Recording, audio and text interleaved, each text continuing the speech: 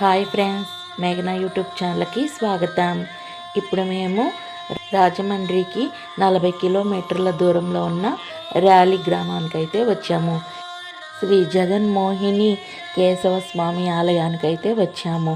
ఇక్కడ స్వామివారు ఒక పక్క విష్ణుమూర్తి రూపంలోనూ మరొక పక్క మోహినీదేవి అవతారంలోనూ మనకి కనిపిస్తారు. ఇదేనండి ఆలయం.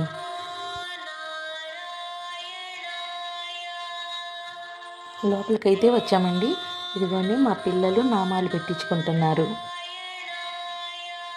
ఈ గుడికి ఒక ప్రత్యేకత అయితే ఉందండి. 50 రూపాయల టికెట్ తీసుకుంటే కనుక గర్భగుడి దాకా వెళ్ళొచ్చు. స్వామివారి విగ్రహానికి హారతి ఇస్తూ స్వామివారి విగ్రహంలో ఉన్న ప్రతి అణువు మనకి ఆ పంతులు గారు అయితే మనకి చూపిస్తూ చెప్తూ ఉంటారండి. విగ్రహం అయితే చాలా బాగుంటుంది. అణువణువు చూపిస్తారండి. ఈ గుడికి ఉన్న ప్రత్యేకత అయితే ఇదే. ఈ గుడికి ఇంకో ప్రత్యేకత కూడా ఉందండి. 5 బుధవారాలు 5 ప్రదక్షిణలు చొప్పున 5 వారాలు కనుక తిరిగితే ఎప్పటి నుంచో తీరని కోరికలు ఏమన్నా ఉంటే నెరవేరుతాయంటండి. ఆ స్వామివారి అనుగ్రహం మన మీద అయితే ఉంటుందంట.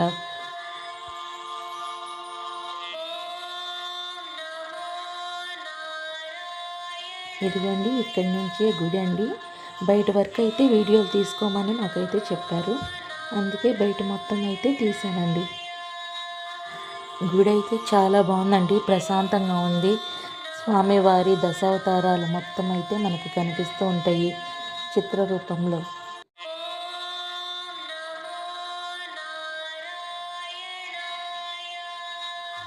ప్రతిరోజు మధ్యాహ్నం 12 గంటలకి స్వామివారి అన్నప్రసాదం అయితే ఉంటుందండి.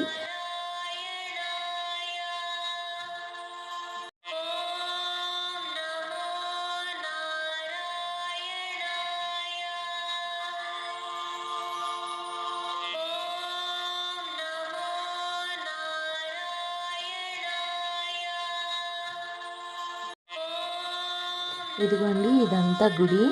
గుడి అయితే చాలా అంటే చాలా బాగుందండి. కలర్ఫుల్గా ఉంది. చూస్తుంటే మనసు చాలా ప్రశాంతంగా అయితే ఉంది.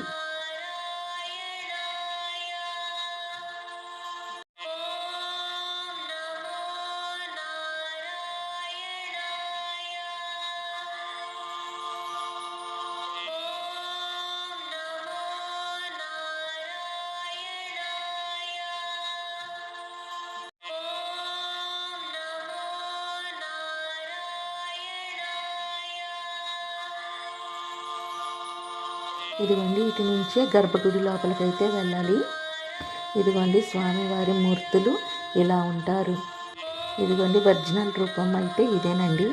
ఇలా మనకి హారతి ఇస్తూ ప్రతి అణువు మనకి స్వామివారి చూపిస్తుంటారు.